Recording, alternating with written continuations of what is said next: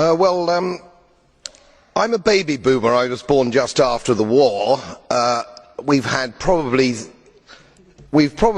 had the longest period of peace and prosperity globally, I would say, from that time.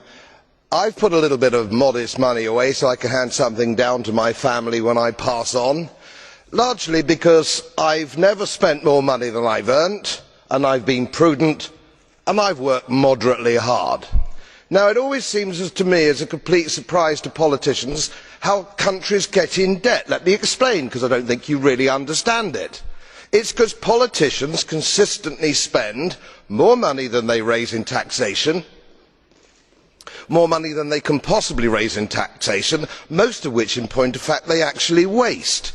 The reason we are talking about countries which are broke, and they are broke, is because their ridiculous, ineffective, ignorant politicians consistently spend more money than they can raise, and then they borrow, and worse, they then print money, because politicians and their central banks have a machine which prints money.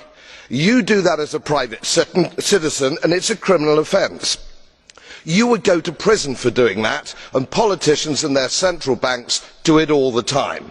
Let me explain to you that these countries are broke, and they are broke because of their own stupid leadership and politicians, and it is immoral to ask ordinary taxpayers of any country to pick up the tab for failed politicians and failed banks.